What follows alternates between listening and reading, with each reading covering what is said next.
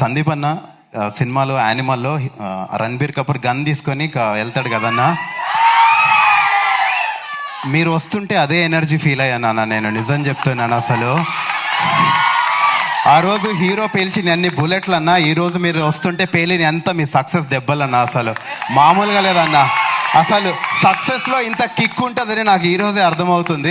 నేను నా పక్కన నా తమ్ముడు ఉన్నాడు, అడిగి చెప్తున్నా, రే చూసావా సక్సెస్లో ఇంత దమ్ము ఉంటుందిరా అని.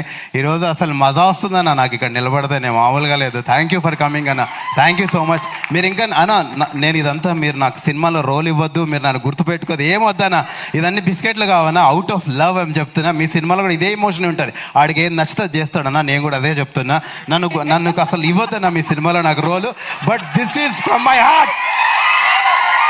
అసలు ఎలా ఉంటుందో సీన్ అసలు మామూలుగా లేదన్నా, నాకు అలాగే ఫీల్ అయ్యాను నేను ఈరోజు. Thank you for coming and encouraging all of us. Vindhya, IPL టైంలో కూడా నువ్వు మాకు టైం ఇచ్చావంటే తోపు నువ్వు అసలు. And last but not the least, పెద్దలు చాలామంది ఉన్నారు పెద్దవాళ్ళు. Thank you waiting for us. మీ బ్లెస్సింగ్స్ మాకు కావాలి. అందరికంటే ఎక్కువ కష్టపడింది ఈ సినిమాలో జెన్యున్గా సాహిత్ని ప్రొడ్యూసర్స్ ఒక్క క్వశ్చన్ కూడా అడగలేదంట. నేను రోజు 100 క్వశ్చన్లు అడిగేవాడిని. సారీ బ్రో మిమ్మల్ని ఇబ్బంది పెట్టినందుకు, but with always with good spirits. And I love you all. Thank you so much darlings for coming.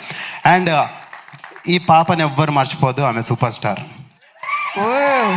Thank you Noel, thank you so much. Ananya గారిని మాట్లాడవలసిందిగా రిక్వెస్ట్ చేస్తున్నాం. సారీ శేఖర్ భయ్య, ఆల్వేస్ లవ్ యూ మ్యూజిక్ భయ్య. నేను